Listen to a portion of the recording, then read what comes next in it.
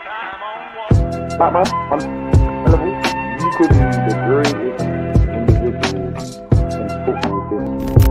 We are back with another video, and today I am joined by a very, very special guest by the name of Madassa.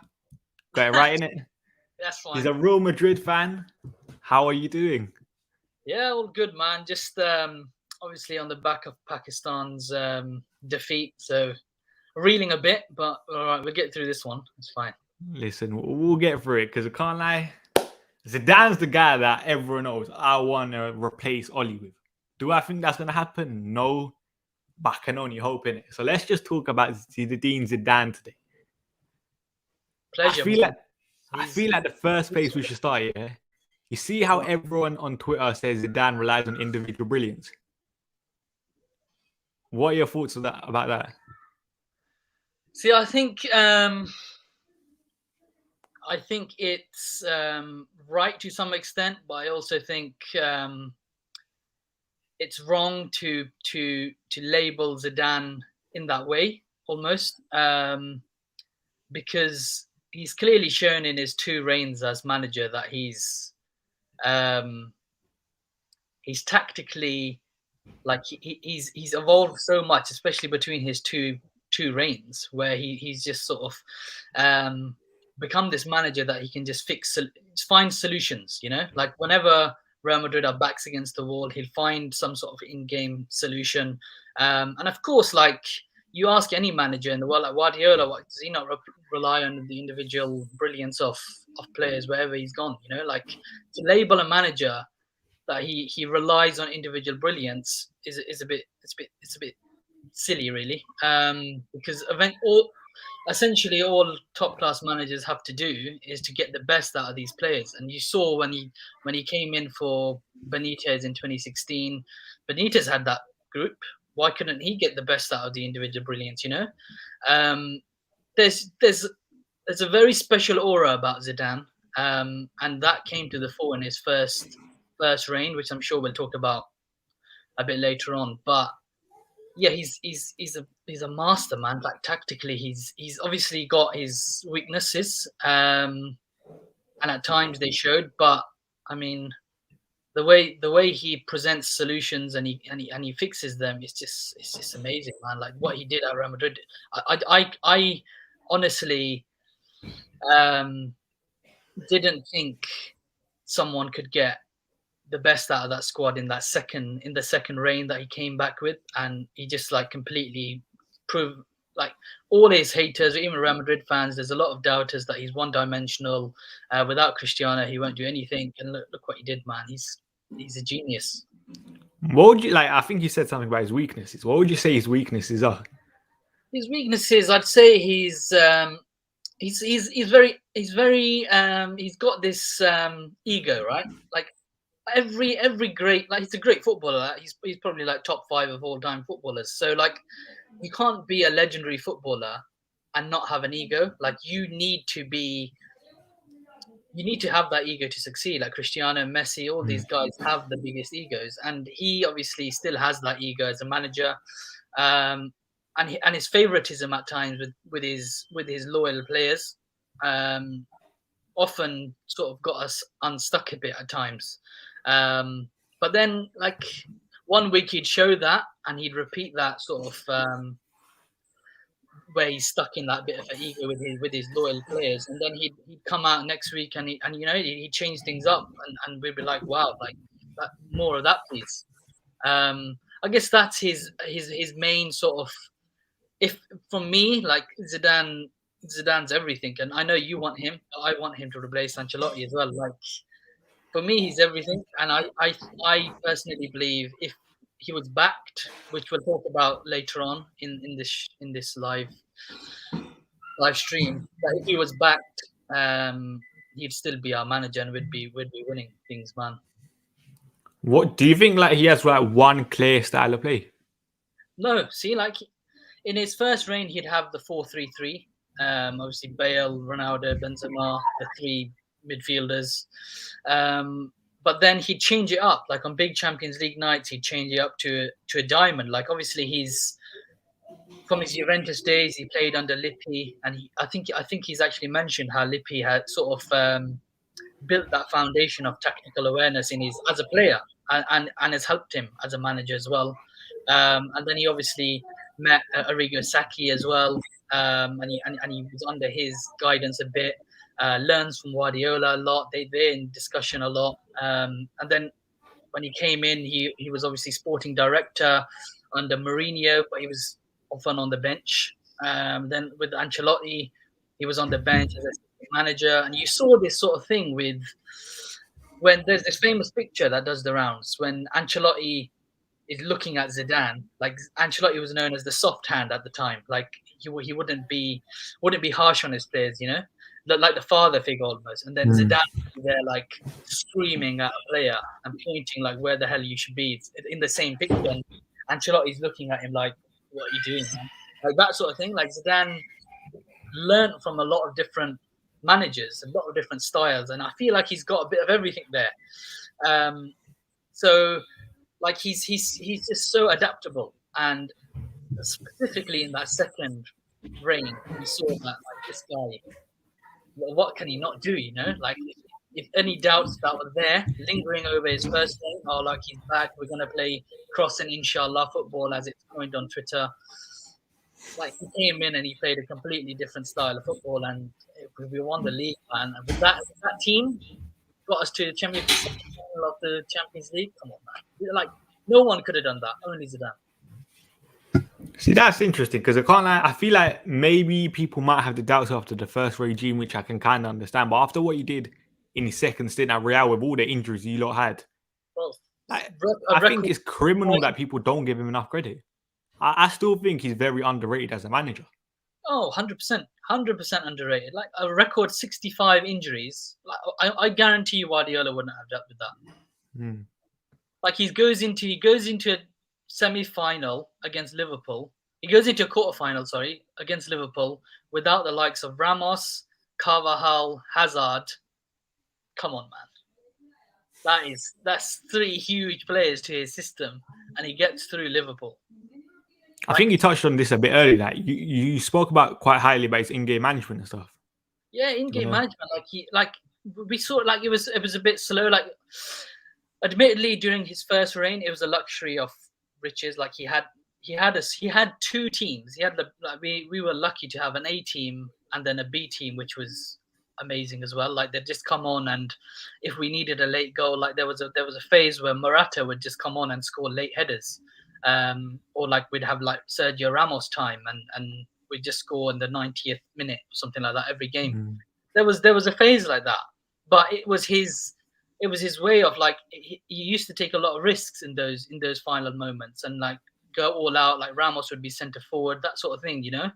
And you don't see that with Ancelotti that much currently. And I like on record here, like I'd love Ancelotti to prove me wrong, but I think he's got a lot to do at the moment. And I think if Raul isn't ready, I think if Ancelotti's time does run out, I think Fiorentina will probably knock on Zidane's door again. No. We ain't having that, man. We need him at the Theatre of Dreams. We've had enough of Oli. Because I can't lie, the football that United fans have been watching for the last 3 years has been terrible. And I think that's an understatement of how bad we are. Like, I don't know how much you watch of United, but just look at the 5-0 loss against Liverpool the other day. The first goal, it took them 7 passes to break through our entire team. From the goalkeeper, bang. That's how bad our pressing style is. When we try and press, we're just so unorganized as a team. Which is why I think a lot of people would want someone like Zidane. I think Zidane wouldn't... He'd need a lot of changes, man. That team, like Pogba would obviously play close to goal. He'd probably Pogba would be the one that would benefit mostly from him. There are two players that are quite interesting actually to talk about with Zidane. Should he take over United? Van de Beek was done. It was a done deal to Real Madrid, and then Zidane reportedly rang him personally and said that we're not going to sign you, but like go and prove yourself elsewhere. You know, that's not like obviously that. It would just be us guessing if Zidane doesn't rate him or not. I don't think he like dislikes Van der Beek. I just think it wasn't the right signing for him because he was obviously obsessing over Pogba at the time, and he still didn't get him. Bruno Fernandes is again another one who was presented to him, and he said no. But both of them would if he came in, I think they'd improve. I think he definitely needs a better defensive midfielder. He'd probably look in Ligue 1, to be honest, for a centre mid, for centre defensive mid. But like Pogba would be the one that would shine, and he'd get like obviously Cristiano, getting the best out of Cristiano. Like you don't need to get the best out of him because he does that himself anyway. In this team, he's still like doing a madness week in, week out, but he would still find a way for Cristiano to be even more efficient, you know. And perhaps someone like Greenwood, he'd shine. Like, where do you think he'd play someone like Greenwood, on the right, or do you think he might play him up front? I think he'd play him on the right. I think he'd still play him on the right. I think you'd rate him highly, man. The kid's special. But yeah, a lot of your players would shine, but I think he would need to come in and have like he's not a yes man, and we've seen that now twice. At the end of his first reign, he wanted Cristiano to renew. Florentino didn't have any of that. He wanted Bale gone. He wanted Mbappe in, and that was done. He didn't get any of them. He wanted Mane. He didn't get him. He's wanted Pogba loads of times. He hasn't got him. And then like the second time as well, he stepped down, was that he just didn't have the backing, and he felt like the club wasn't supporting him in the press. Like there'd be a draw and they'd be like, Zidane is under pressure here. But like, hang on, like I've just won the league last year with this crippled squad. Like chill out for a bit, you know? Like Zidane just needs a bit of backing. And with what he achieved, I think is mad that he's still not our manager, but that's just Zidane. He needs everything. He needs everything right. And that's that ego again, like, which is why I don't think he'll come to United personally. I think there's just too many loose ends there, man. Like your squad, there's a lot of average players there that need cleaning out. And obviously, I think there could be a chance later on, but I think right now, I don't think you'll get him. It's interesting when you spoke about Bruno Fernandes, because I remember doing a Conte video on him a video on Conte a couple of weeks ago, and the person I spoke to, Inter Milan fan, was kind of a bit iffy on Bruno Fernandes as well. Why do you think Bruno Fernandes might struggle playing for Zidane? Like Zidane relies on look at the quality of players he's had. Look at the ball carriers like Isco, Modric, the control, we worked through Cruz. The whole first reign was throughout Cruz. You might have seen that interview with screenshots of that interview from Casemiro saying, if Cruz wants us to speed up, we'll speed up. If Cruz wants to slow down, we slow down. Things like that, you know, like he often played in a pivot of Casemiro and Cruz. You don't have those kind of figures, you know, like, and Bruno is, which is why I don't think Bruno needs to be closer to goal, right? He's anywhere else on the pitch. I don't really think he's at his best. He needs to be close to goal. He's a creator essentially. And so the closer he is to Cristiano, the better. But I personally think if Zidane was to come in, he'd play Pogba closer to the box, a bit like Deschamps does at the moment. Pogba's more dangerous when he's there, and which is why like Pogba shines at France, because he doesn't have any defensive duty. You know, you saw against what game was it where Pogba was like literally at the edge of your box trying to play square balls. Like he can't play in a pivot. He needs to be closer to, and I don't know why Ole Gunnar Solskjaer hasn't like realized. You know, it's just there's a lot of things Ole Gunnar Solskjaer hasn't realized. Like we could be here talking about Ole all day on how so basic pathetic he is as a manager, basically. Why are you playing him so deep? So I personally think Zidane would play him closer, and I think that's probably why he turned him down for Madrid, because we just didn't need him. It would have been a luxury signing, and I don't think we would have needed him. Same with what's his name, Havertz. We were close to signing him. Obviously, the pandemic did ruin it a bit, but I still believe Zidane said no to that one. The specific players, right? Like a system player, he's not going to completely change his system unless he's bringing in someone like Mbappe or Hazard or someone like that.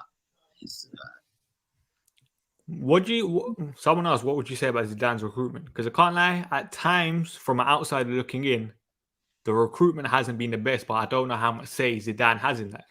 See, Zidane, as sporting director, we've got this thing on Madrid Twitter where we're like, if Zidane says yes, if you've got a Zidane seal of approval, you're a player, right? There's obviously been his human at the end of the day, hit and miss. Like Jovic, he sort of came in, the signing wasn't completed, and he came in and he forced that through, and it was done within like 4 or 5 days. That failed a bit, and I partially think it was because of him. And when you got Benzema in front of you, it's going to be tough, right? And Benzema's like a son to Zidane, so again, that loyalty there. So Jovic struggled with that, but I still don't think Jovic is a bad player per se. I just don't think he was the player for Madrid. And I still think if he had went to, like, there's an interesting thing, like if João Felix had come to Madrid and Jovic had gone to Atletico, both players would be thriving, because they're superb players for the specific systems, and I think they're stuck in the two wrong teams. But like there's that famous story of Varane, when you guys were nearly signing him, like Alex Ferguson had him done. Mourinho was on a beach somewhere, and Zidane took a DVD with him, found Mourinho on a beach, and he said, "Look, come back to the hotel room. We need to go and see this video." Showed him recording of Varane when he was at Lens, and they went and signed him. Like, they went to his house and completed the signing. Like, that vision Zidane has, he saw Mbappe when he was like 13, 14, and he said this kid's going to be special. Neymar, when he apparently when Neymar came over, Zidane had something to play in that, a role to play in that as well. He came over for a trial. Like, there's just so many players, man. Like Isco as a youngster was thriving under him on Champions League nights. In his second reign, he's given the likes of Fede Valverde the chance, Vinicius the chance, Rodrigo, Ferland Mendy came in straight away, and like he came in his second reign, and Cristiano's 45, 50 goals were taken out, and he's like, okay, what am I going to do here? And then him and his assistant said, look, we need to focus on the defensive strength and the balance between the defense and midfield. So Ferland Mendy came in, Marcelo was finished, again, like proof of his loyalty, not stretching over into incompetence. There's loyalty to the players who are right for your team, okay, but not players who are going to be at the detriment of your team. So in his second reign, Harry Maguire. Yeah. At second reign, like players like Isco and Marcelo have been a liability, right? And he rightfully and correctly benched them until they improved, and they didn't improve, and he didn't really give them a chance. That's how Fede Valverde broke through, a youngster. That's how Ferland Mendy was signed and automatically became the first choice left back. And in that season, we conceded less goals than Atletico Madrid, man. Come on. Atletico conceded 27, we conceded 25 in that league title win. Like that's crazy. Like, if any team without Messi or Cristiano's 45 to 50 goals guaranteed a season, and having to adapt to that and going a complete opposite, like we'd win games 1-0, but it'd be such solid 1-0 wins because we control completely. So like, he's very adaptable, and his recruitment, I still think he's got one of the best eyes in football, and I was really, really hoping that he'd come back and would get Luis Campos as sporting director, because I think the problem with Zidane wasn't Florentino. The problem was the sporting director currently. Doesn't really get on with Jose Angel Sanchez. So, and there's a bit of beef there because Jose Angel Sanchez forced through the Ceballos transfer. And Zidane didn't want Ceballos, and like there's still a bit of beef from there. Yeah, Bale. He wanted Bale gone, and Jose Angel Sanchez fought for Bale to stay. And look, but Zidane's right. Like, if Zidane says something and wants something, you bloody listen to him. Like it doesn't matter who you are. Like Florentino has a great football mind, but Zidane's Zidane. You just have to trust him, innit? He's like the godfather in a way. I wanted to ask you another thing, yeah. Like this is not necessarily Zidane, but why do you think Real Madrid let go of Rafa Varane in the summer? Like, is there anything that United fans don't know why Real kind of gave him away so easily? Particularly, they needed funds. First of all, like Mbappe, it was all in Mbappe. The basket, they all went into the Mbappe basket, right? And failed, obviously, but now they can get him for free, and they've got loads of money to build in other areas. And in a way, it was like from a Madrid perspective, it was like, oh shit, we're losing both Ramos and Varane here. Like, come on, guys, what's happening? But then you got the what Madrid fans and me myself, like I knew Militao needed a chance, but I didn't know Militao would be this good if he was given a chance. And clearly Madrid did know that. I think if Zidane had stayed, maybe Varane would still be here because he was close to leaving. He was close to leaving before the 2019-20 season. Marca had a fat front cover saying, yeah, he's gone. Like he's made up his mind. He's gone. Zidane comes in a week later and I'm staying. Like, like he convinces his favourites to stay. And I think Varane would have stayed if Zidane stayed. But it's at the end of the day, it's a mutual decision, right? Like players just need a new challenge. Like he's been. But would you say like Rafa Varane towards the end of his time at Real was on the decline? Like, would you still say we have a very, very good version of Rafa Varane right now? I think so. I've got like obviously he had a few mares like against Man City especially, but which player doesn't have that? He's still quality. He's obviously he's had a few injuries now, hasn't he, at United, which is a bit concerning. But I think it's more down to Ole Gunnar Solskjaer rushing him back in it because right now the recent injury, I feel like if Ole didn't rush him back, he would have not got the injury. Because Ole does have a tendency to rush a lot of players back. Just look at what he's done with Rashford over the last couple of years. Yeah, he's a Rolls Royce, man. He's a Rolls Royce defender. And I think it was a bit early for him to leave Madrid. I personally wanted him to stay forever. But players just have different challenges, Like he's been there since 18. He's won everything there is to win. He just wanted a new challenge. Madrid had Militao waiting in the wings, needing to start. Otherwise, Militao would have gone. You don't pay 50 million for a player who's just going to sit there, and rot. And so Militao's now been given the chance. I think he's played like every match since Varane's left, and he's thriving.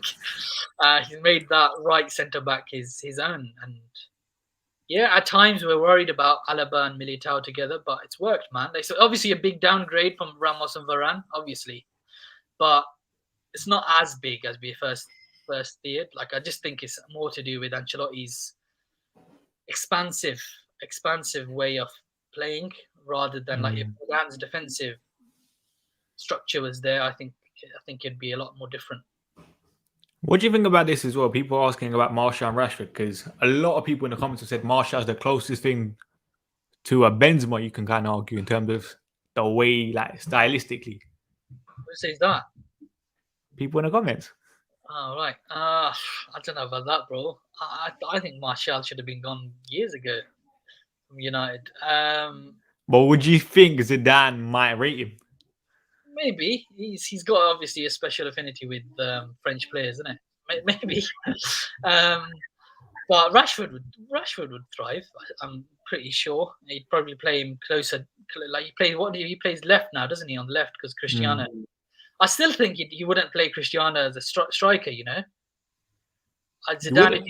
But where do you think he'll play? Then who? Cristiano should be playing on the left. And then who do you think he should play up top? Rashford or Greenwood or someone like that. Maybe Greenwood right wing or Rashford. You need a striker. You need a central striker who can link it all up. Wait. Don't you think, say, like I said this before, yeah, Ronaldo on the left, Martial up top, because Martial is like hold that plays very, very good. And then linking up with Sancho on the right could work. Yeah, but does Martial have that habit like Benzema does? He floats around. He's almost like a 9.5. He's not No, but He's I not, feel like Martial, like as much as like people think I hate Martial, he- I do feel like he does that. is he as is he as technically gifted as sort of bringing it all together? You know, like I feel laying. like that's Martial's best attribute, like in terms of his hold up play and stuff, isn't it? Maybe in front of goal, you can kind of criticize him over the last 18 months, but his He was a general overall fantastic. play, I feel like he's still very, very good.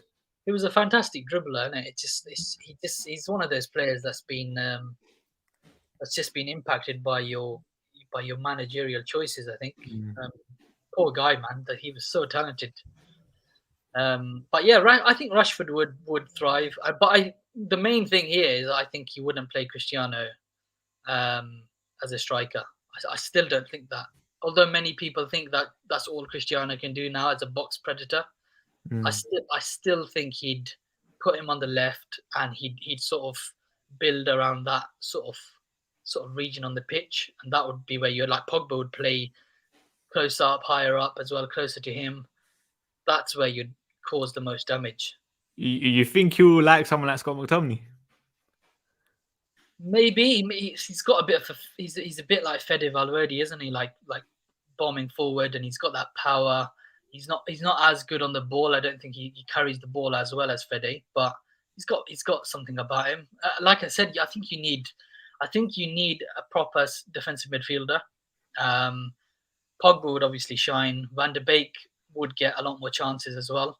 The thing is, you've got a lot of players you've got three midfielders there. You've got Pogba, Bruno, and Van de Beek, who are better at the edge of the opponent's box. Like Van de Beek, Yeah.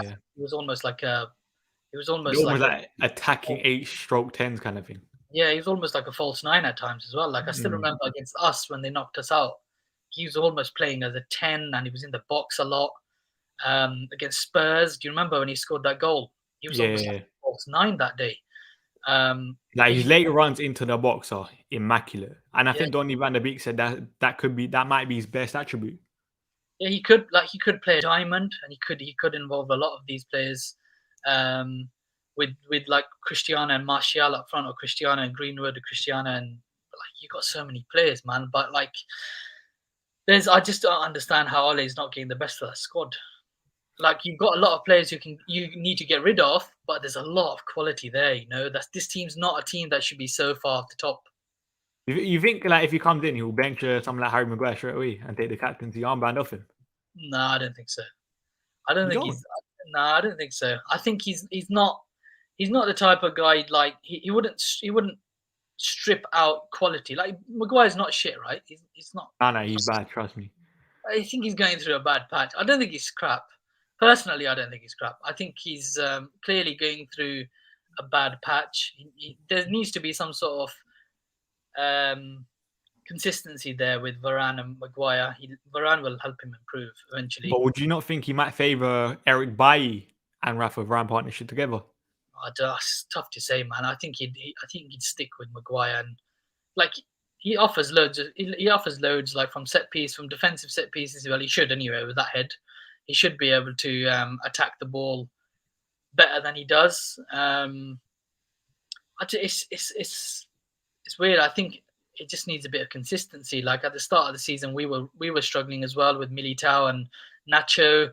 Since Alaba's come in with Militao there, that's a really good shout. You need someone like Fabinho, but he'll never leave Liverpool.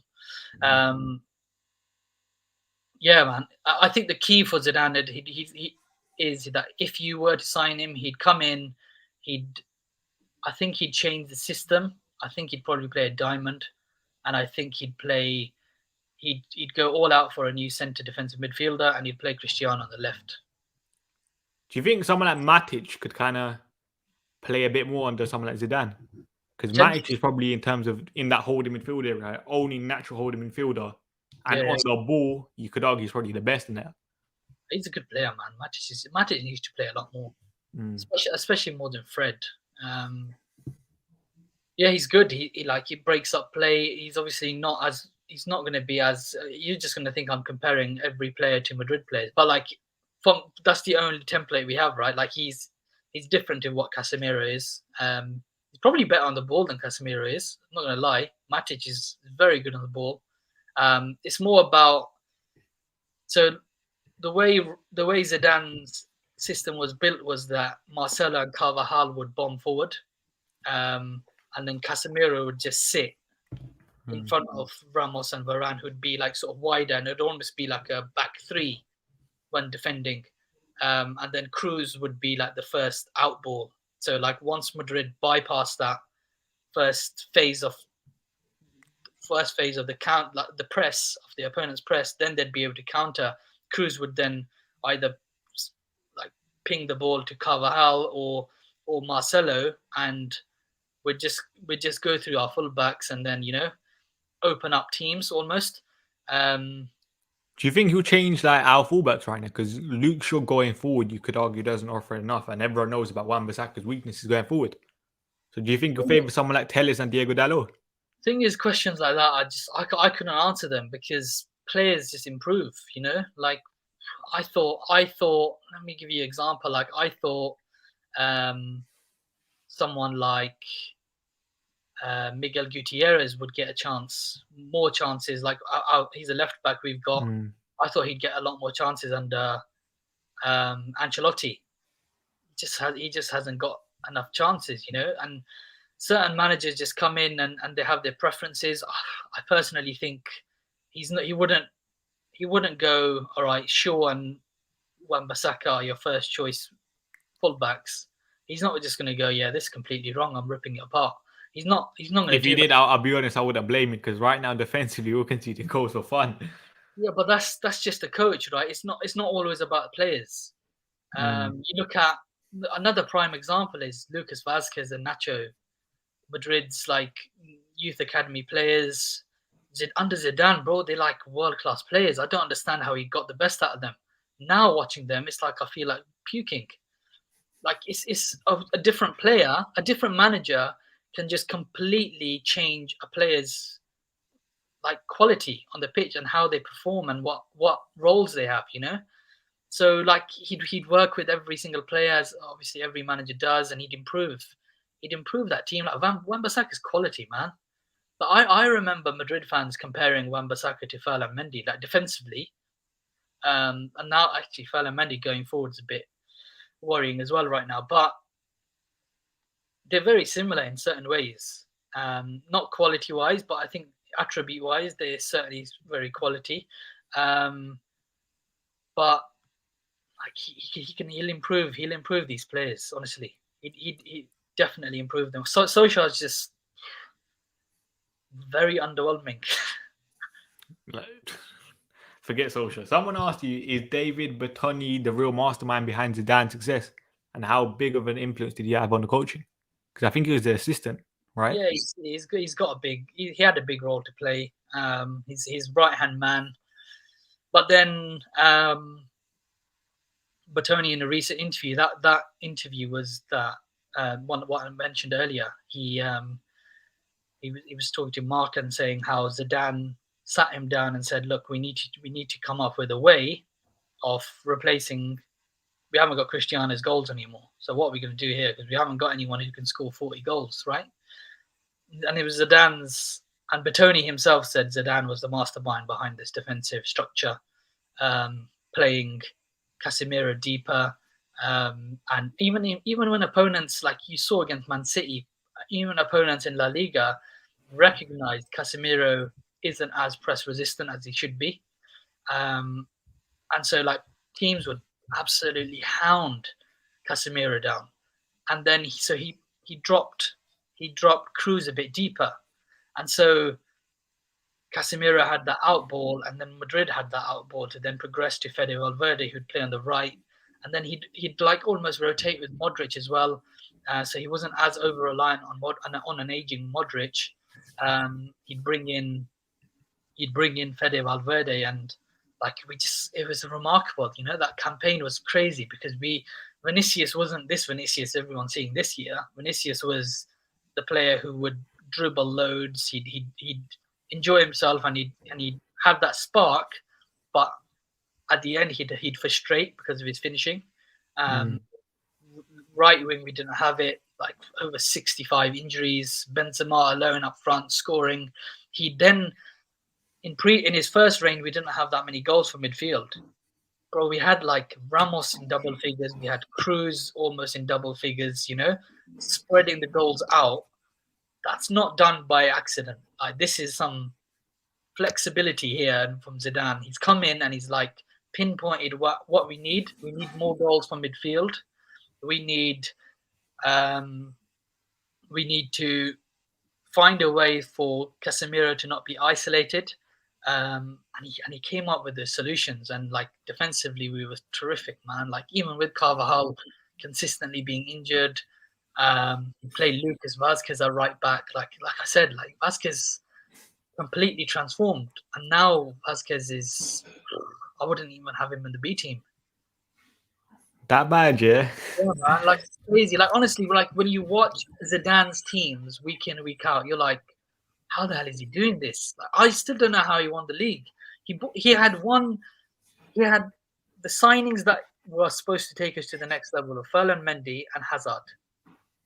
Oh, Hazard played like less than 10 games in that season. Like he didn't have a star signing, and he had to deal with such adversities in that second reign. It's crazy. Like when you think about what Zidane had to go through, and he still got us to the Champions League semi-final. It's insane. It's absolutely crazy. That team's not good enough to get to the semi-final of the Champions League. Someone else, where do you think Zidane will end up? I still think he'll either, depending on Raul's readiness, I think he'll be Madrid's next manager. But I think he's holding out for Deschamps. I think he wants France. You think you'll ever take a job in the Premier League? Maybe, potentially. Because I still feel like, if we offer the money for Zidane, I still think we'll come in it. Like, money talks at the end of the day. If there's one club that he'd take over, is at United, right? Because he's got that relationship with Sir Alex. Like, you've seen the picture together. Sir Alex, if I have Zidane and 10 blocks of wood or something like that. Like, obviously, there's a special relationship between two very legendary icons in the sport, right? So there's value in that, I guess. And I guess you would take over at United in the right circumstances. I just think right now there's a lot to do. But you guys aren't struggling for cash. So I guess he could come in and he could have a right old go in the transfer market. Where would Zidane rank in the Prem? What, as a manager? So, do you think he's better than someone like a Pep or a Klopp or a Tuchel or a Conte? I don't think he's better than Pep. I still think Pep's probably the greatest. He'd match them all. It's very tough to rate managers, man. Like in order, it's tough because look at the personnel and stuff. But do you think like he can compete with the best managers in the league? Well, he's competed with everyone. Like look who he beat when we won the 3P. Also, we haven't even mentioned that the guy won 3 Champions Leagues in a row. Like that's it's mad. You know how we haven't mentioned that at all so far. Like you see, like the 3 Champions Leagues in a row is a stupid achievement, and like we haven't even mentioned it because Zidane's just made it like, it's minor, you know. And I still think, it's going to sound so weird to your listeners, I think Zidane's achievements in his second reign outweigh his achievements in his first reign, just because of what he had to go through and what little weapons he had to use. You think the second regime showed more about Zidane's tactical side? Absolutely, yeah. Like, that's why you think he's a bit better. I knew, like, you can't win a Champions League. You can't be lucky to win a Champions League, let alone 3 in a row. There's obviously some sort of brains behind it. There's obviously some sort of tactical adjustments every year. It wasn't the same. Like, it wasn't the same system every year. Like, we'd change things, you know. He'd beat play managers like Klopp, Guardiola, Simeone. I think he's unbeaten at the Camp Nou, for God's sake. Like when he came back, when he came in, took over from Benitez, Barca were unbeaten for years, like so long at the new camp. He came in and we won at the new camp. We were 12 points behind or something like that, and he came in and he won 12 games in a row, 12 La Liga games in a row out of 12, and we lost the league by 1 point. Even in his last year, in his second reign, despite all the injuries. Semi-final, we got to the last game. If Suarez didn't score, we would have won the league. We would have retained the league. You know, like that's how close we were to a league and a Champions League semi-final with 65 plus injuries, with your main star player Hazard not even featuring. You know, Ramos being injured for so long. It's insane, bro. It's absolutely insane. And with the addition of one extra midfielder, so he had his 3 old midfielders who, admittedly, are now getting along now, like Modric, Kroos, and Casemiro together anyway. And with the introduction of Fede Valverde, that was it. You know, and look what he got us. That's not normal, man. Like Pep could never. I don't think Pep could do that. I don't think anyone could have won the champion. People say, oh, he won the 3-peat, but he had peak Cristiano, he had peak Kroos, Modric, Marcelo. Fine. Put Pep in there. I guarantee he doesn't win that Champions League treble. Guarantee. No one could have won that because Zidane has an aura. Zidane has a football mind, and he just, like, he came in and there was an aura about Madrid, you know, and that you don't get that with any other manager. It was like, we're just going to win. Like, it doesn't matter if we're losing 1-0 at the 86th minute, we're going to win this game somehow. And they just do it, man. Honestly, his subs would work. If we play cross and inshallah, it would work. If we wanted to break opponents down through Isco and Benzema's dribbling, you know, he'd work. He got the best out of Cristiano. Bro, it was mad. I'm so jealous right now. It's crazy. Someone said, would you take Paul Pogba next season for Real? Oh, 100%. He's the second man I want in through the doors after Mbappe. 100%. I don't care if he's injured for 3 months now. Just get him through the door. What a player, man. What a player. And I still think this is what I'm hoping for. I think if Florentino drags Mbappe, if Florentino dangles Mbappe and Pogba in front of Zidane, he'd probably come back. I think, anyway. And that's what I'm hoping for, man. Like, once he's got that, and I don't think one of the things about Zidane is, and I've tweeted about it, I don't think he would sign Haaland, because I think he would ask for Benzema to be extended. That's the one thing I'm worried about. If he comes back, because we're hoping for Mbappe and Haaland, right, in this summer, which is financially very viable. Yeah, I doubt you get both. I think Mbappe is definitely coming though. It's financially viable. It's 100%. It's about if 2 generational prospects want to be in the same team. That's the only question mark. Financially, it's doable. Benzema obviously has a contract until 2023, so that wouldn't pose that much of an issue because it's just 1 more year. But you know, like I don't think Zidane would take Haaland. I think he would favour Mbappe and Benzema to be playing a lot more together. But that's the only thing. That's the only question mark, is if they can get in Haaland through the front door quickly and then approach Zidane. That'd be great. The way these Real Madrid fans are talking about Mbappe and stuff, and we're just like, oh my god, at least Oli can get sacked so we can actually see the best out of these players. Because if you're actually looking at our recruitment, we signed Jadon Sancho last year. What a signing. Cristiano Ronaldo, Rafa Varane, and we're still not even coming. We're competing for top 4 right now, once again somehow. There should be. So you essentially have, like, this season, I was like, okay, that team, before Cristiano, I was like, okay, maybe they can't challenge for the title. As soon as Cristiano came in, I was like, okay, they've got Varane, they haven't sorted the centre defensive midfielder, which I think you should have probably signed Camavinga. You had a chance there. Yeah. A big chance to sign Camavinga, but you didn't, which is great. So Varane, Sancho, Cristiano, and I thought Van de Beek would be like, you know how they say, like, reviving a player is like a new signing almost. And the guy's been like, he's been hibernating for some reason, and he just doesn't get given a chance at all. Like, even against Manchester City, he was on the bench and the fans were kind of calling for him. What is this agenda against him, though? I wish I knew, because, like, I've always said this, yeah. Fred and McTominay are not playing well. You give Van de Beek a chance, like, he's not going to go any worse, can it? He just can't. And when we've seen Van de Beek play, for example, against West Ham in the Carabao Cup, he performed very well. And he still doesn't get given a chance, which is why, like, I think United fans are just confused about the Van de Beek situation. Yeah, same here, man. I just don't understand. Like he's a quality player, and he's got to play. Like Ajax fans that I follow are going nuts whenever he doesn't play. like give him back, you know. I think at a club like Barca, Van der Beek would be amazing. And I think Zidane. See, this is the thing, right? I mentioned it earlier.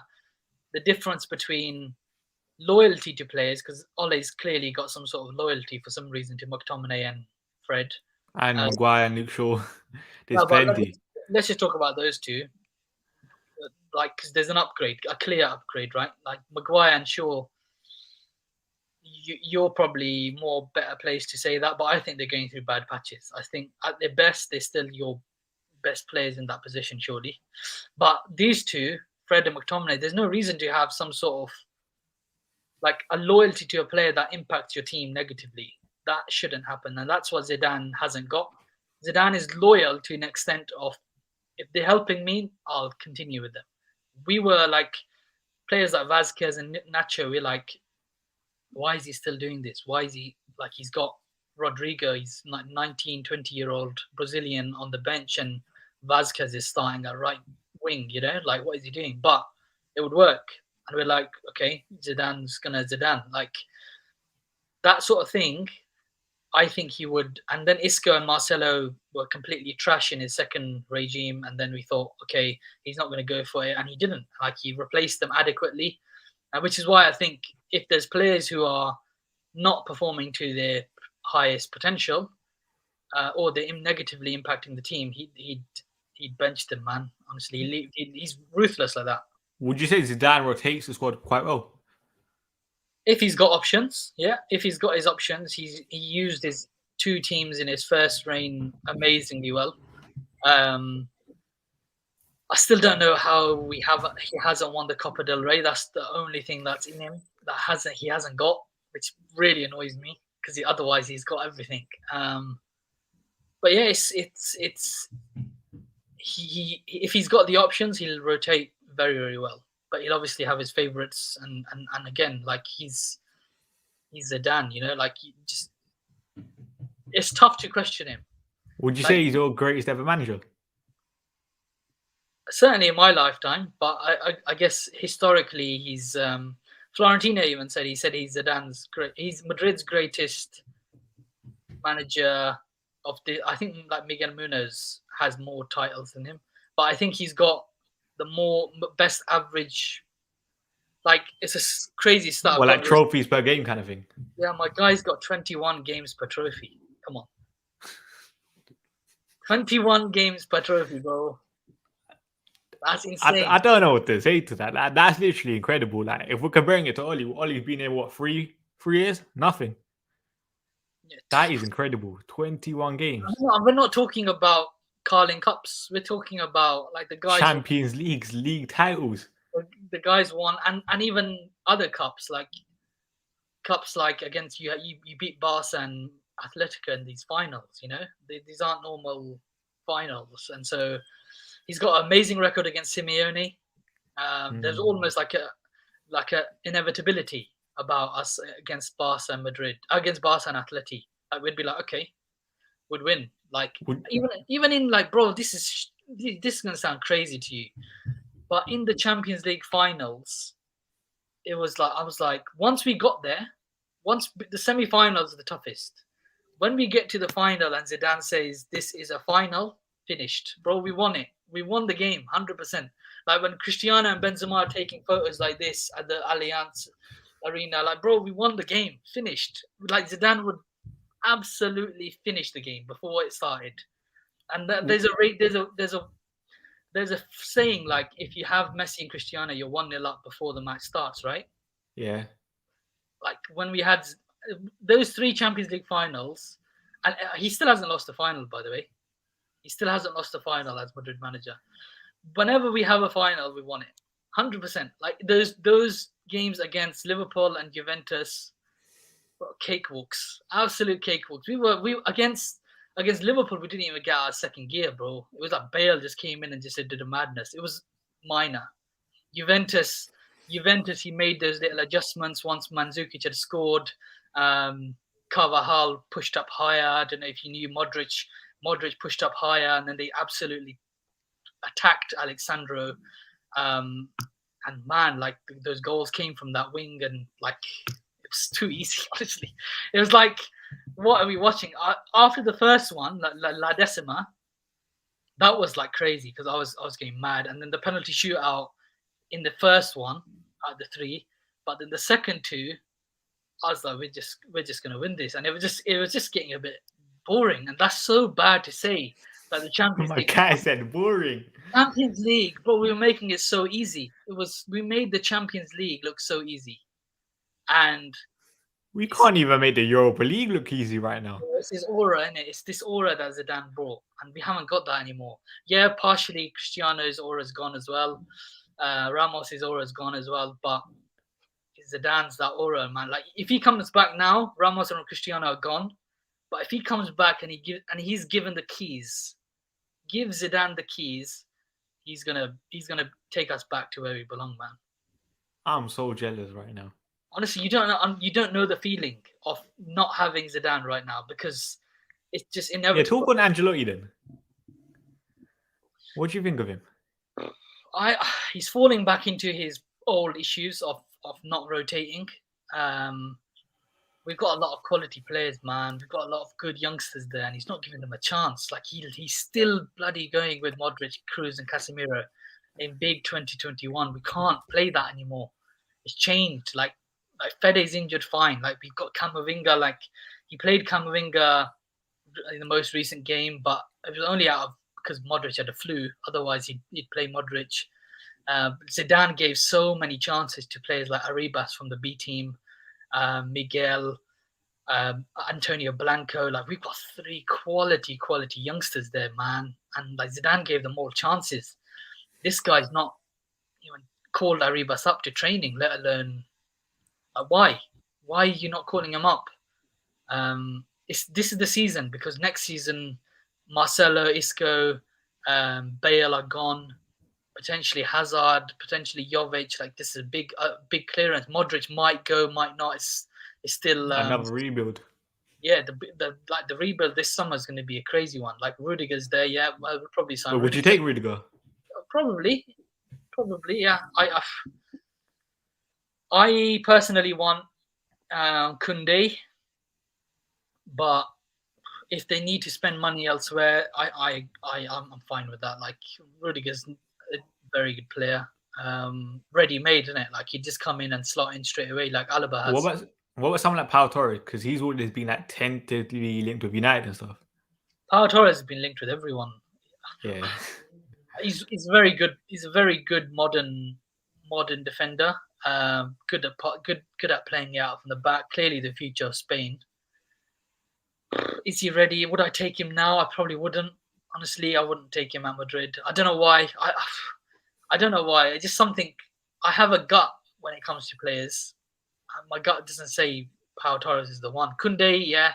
Rudiger I take simply because I want Madrid to get younger, ultimately. So that's why I'm hesitant with Rudiger. That's the only reason why, because I want them to get younger, which is why Koundé would be perfect. But yeah, man, like, or someone like, what's his name? What's that Leicester centre back who's done Fofana before he got an ACL injury, innit? Poor guy. Like, I take him 100%. Someone else? Would you want Harry Maguire? Absolutely not. I just don't think he'd fit. Like the guy can barely speak English, let alone Spanish. Not player wise, quality wise. Maybe he could fit in quality wise. It's just personnel, and like. No, trust me, he wouldn't fit in quality wise. Yeah, maybe not. But I wouldn't swap Militao for anyone right now. I wouldn't even swap Militao for De Ligt right now. He's so good, man. Someone asked you about Hazard's time at Real because I think it speaks for itself, really. It's just sad, isn't it? Like, partly, yeah, you blame him, yeah. Partly for, like, you look at his time at Chelsea, linked to Madrid loads of times. Zidane, your hero, is calling you, and he's gone to the board and said, "Look, I want Hazard." He's fought for you, and you think like this team that's struggling financially, that's lost Cristiano. They need a big player. This is me, right? I'm ready now. And you turn like Cristiano would have turned up 2 weeks earlier to Valdebebas to train. You know, he would have looked like He's just a goat, innit? My guy came back like late, eating burgers and all sorts on a private yacht. You know, like there needs to be a bit of professionalism about it when Madrid are signing like a superstar. You expect something, you know, and that was a bit disappointing for me because he's a lovable guy. Otherwise, like he's clearly a nice personality, and he's clearly quality. But it just his injuries. And I actually went to the Bernabeu. I think his best game was the one that I was fortunate enough to see, where I thought, okay, he's back. Like, wow, we got a player here. When at the Bernabeu against PSG, that first half he was killing it, man. He was so good. I swear to God, it was amazing. I hadn't seen a player like that since Cristiano at the Bernabeu. He was sick that night. Then flipping Meunier injured him. Went off, and I was like, oh my God, that's it. And then obviously PSG came back in the game. That just changed the whole mood in the Bernabeu. But he was sick. Like I was looking around, like the Bernabeu. You ever been to the Bernabeu? Nah. The thing about the Bernabeu is you can feel good. You can feel it when there's a vibe about a player.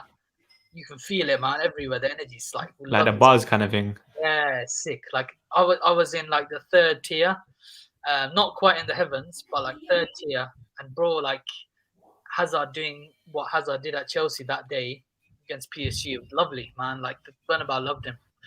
And then you could see the mood just dipped when he got injured and had to limp off. And then PSG came back and drew 2-2. But he was outshining Neymar and Mbappe that day. Such a shame. I think he'll go to conclude that question. I think he'll probably leave soon. I think they'll need money. They'll need money if they want to sign Haaland and bring Raiola into the club. Like obviously, Raiola needs a lot of money. So I wonder how much they can get for him, because I don't know how many would Newcastle get him. Hopefully, man, the Saudis spend a lot of money on him. That'd be good. They can take as many players as they want from Madrid. To be honest, there's a lot that needs to be shipped out. Listen, they can take Harry Maguire, they can take Scott McTominay. Listen, I'll happily send them there, kind of thing. You're fully fed up with Maguire. Oh, don't get me started on him, man. That should be a video for another day. The fact that he's club captain is what makes it even worse, isn't it? But I wanted to ask you one last thing, and make sure everyone who's watching likes the video. Yeah, Cristiano Ronaldo. How good was Cristiano Ronaldo at Real Madrid?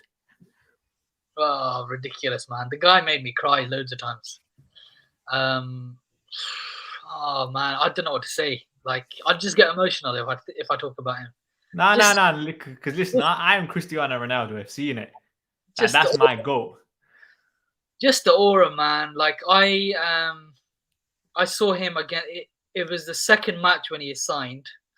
First match was Shamrock Rovers in 2009. The second one was Leicester King Power, the friendly. And I went to see him. That was my first time seeing him, actually. So him and Kaká were on the bench, and they both came on.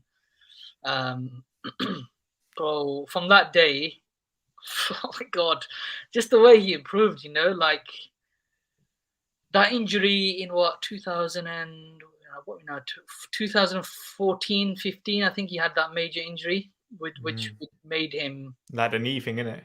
Which made him lose that dribbling edge that he had over players. And then he just... Bro, what he did in the Champions League, I swear, man. Like, if there's one... There's so many... The debate will go on forever, right? Messi or Cristiano. The one thing that separates the two, I don't care about everything else. There's so many things working in Messi's favor. There's several things working in Cristiano's favor, which obviously is the fact that he's done it in several leagues and he's succeeded in all of them. And you can just see what Messi's struggling in Ligue 1 right now. Interesting. Certain goals could never. And Cristiano would smash it in Ligue 1. Anyway, that's another topic. But the main thing for me that separates them is from 2015 onwards, what Cristiano did in the Champions League. come on, man. The guy was making knockout rounds look like friendlies and training grounds. Like, this is not against normal opponents. This is against athletic. Bayern Munich. Bayern, he hit Neuer for hat tricks, man. Come on, nutmegging him in loads of them. Like, made a mockery out of Oblak, Neuer, all these great goalkeepers, managers. He'd come out of nowhere and score these unbelievable goals, and like, oh, it's just it's the aura, because you'd be like, yeah, we're gonna win because he's gonna do something. Like, obviously he's gonna do something, and he wouldn't let us down. Well, how would you compare Ronaldo's last season to Real Madrid to the Ronaldo that we're seeing right now at Manchester United? Would you say like there's been like a massive decline in his like performances? There's not been a decline at all. He's still, even throughout Juve years, this is what he used to do, man. Like, obviously, age does have, even on him, like he's not human, but even on him, age has tiny bit affected him. But he's still doing clutch things, man, and like stupid things, and like when he shouldn't even, like what you supposed, like, you see reactions like Rio Ferdinand, who's actually played with him, and that guy will know more than anyone. Like, how are you supposed to describe this? Your team does not deserve what you've been given right now. Yeah, we don't. Well, just look what he's done in the Champions League for us. It's a dangerous situation. It's obviously you're celebrating those things, those goals and those results, but you should be fourth on merit. You should be third or fourth in that group, and that's dangerous, because when you come up against a bigger team, you're going to get slapped, and it's going to be very, very embarrassing. Oh, we already have against Liverpool 5-0. No, but that's what I mean. But it can get worse. Like, teams like Bayern don't stop at 5. Liverpool stopped at 5.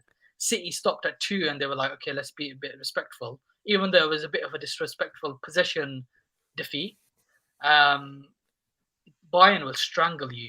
Like teams like that, they'd go all out. Actually, you know what? Yeah, because this is the last question, I promise. Yeah, Julian Nagelsmann turned out Real Madrid before, innit? Yeah, he turned us down twice. How highly do you rate Julian Nagelsmann? Very highly. I was so sad. I wanted him, and I was really. I think I tweeted about it. I was fuming the fact that a year before he said it's too early for me to take over Madrid. Yeah, like I know Madrid are the greatest club ever, and are bigger than Bayern as well. Like Cruz and Alaba say it as well. Bayern's great, but Madrid is a step higher. Yeah, that's just me. But is it that much of a big step? Then, like, if my guy's saying I can't, it's 1 year, 12 months is too soon for me to take over Madrid, but 12 months later, Bayern's okay for me. Is it that much of a big step to go to Madrid over Bayern? I feel like the pressure in Spain is just different, isn't it? I can kind of hear. I guess it's that. That must be it, because it's the media get on your back. Because let's be honest, if Nagelsmann don't win like the first 5 games, the handkerchiefs are out straight away. Like, you never know with these Real Madrid fans. Like, what, you booed Cristiano Ronaldo at one point, you booed Casillas, like Zidane got booed. Everyone. Yeah, you lot are different in terms of that point of view. They were booing recently in the most recent match as well. Yeah, see, like I think Julian Nagelsmann, if you're looking at his pre-season, for example, Bayern, it weren't the best. I don't think he won a game. Imagine he did that at Real, for example. Yeah, that's true. Yeah, maybe it's a collection of a lot of things that stopped him from joining. But yeah, man, I was annoyed, because I was like, why are you bringing Ancelotti? Like, he just in crypto terms, he's almost like a pump and dump, isn't it? Florentina, like a yes man, which Zidane isn't.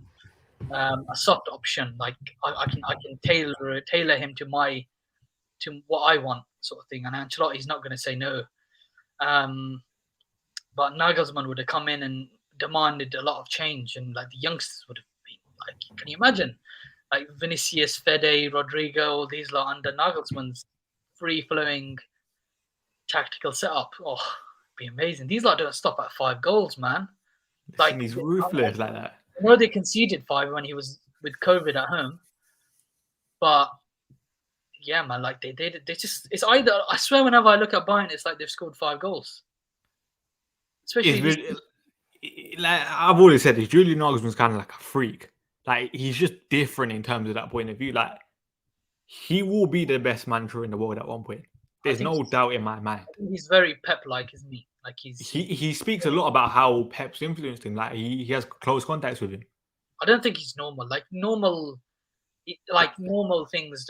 people don't win. I don't think in football. Like you see, like his brain of thinking when he even wanted like the NFL stuff with like the headpieces and stuff. Yeah, like he's just different in that point of view, isn't it? Guy comes into training on a scooter, isn't it? Yeah, he's reckless like that. But anyway, and now we're in. Talked about Zidane, talked about Ronaldo, talked about Nagelsmann. Had to be done. Yeah, I hope everyone's enjoyed it. Is there anything you want to plug? I could go on for ages. Yeah, if you can support my podcast, my Patreon podcast, REALtpod. Links in the description. Yeah, thank you for that, man. Like I basically, I knew that as a Madrid fan, like you see loads of Madrid fans in your comments and stuff, and a lot of them speak a lot of sense, but they just don't get the sort of publicity and the time with bigger accounts. So I thought I'll give them a bit of a platform and use it. I just like talking to people, you know, like so I do like 5 or 6 podcasts after every Madrid game, and they're free for everyone to listen to as well. And then I've got quite a few things planned, like tactically, and getting quite bigger accounts involved as well, and to some certain extent, former players as well. And so, yeah, like one of the things was when I went to Pakistan, went to this poor area in Pakistan, which kind of broke my heart a little, where they like kids were having to walk miles. You know, they skip school because they have to walk miles to get clean drinking water for their families and stuff. So it's so sad to see. And I thought, you know what, I can't change this myself, but I want some sort of legacy, and I just want to make some sort of impact. So I came back, and it's been about a year in the making. I've been thinking of ways of doing it. How can I? And I thought, you know what, I'll use my love for Madrid and my passion for Madrid and content to do something. And I thought I'll combine them both. So yeah, I give 20% of every contribution every month to things. So with the hope of to this charity that I've teamed up with called the Father of the Orphans. So yeah, with the hope of eventually getting to a phase where I can, you know, like make 10 water pumps a month out of this podcast, which would make such a big impact, you know, to these kids and to these parents. And maybe it can get some people to go to school, some of these kids to go to school and get an education and actually provide for their families, you know, how they should be. Like every human should get clean water. It's like a basic necessity, basic thing, isn't it? You know, no, but that's good to hear. You're doing very, very well in terms of that. Here we are. Oh, thank you so much, man. And I think the people in the comments respect you for that. Oh, thanks, man. Thank you, guys. But anyway, I'm going to be back today at 9:30 on Twitch with Libs, Rants, and Harsh doing another draft. So you lot can see me there. But make sure you guys like the video, comment, subscribe, like the video, all that good stuff. And we'll be back soon.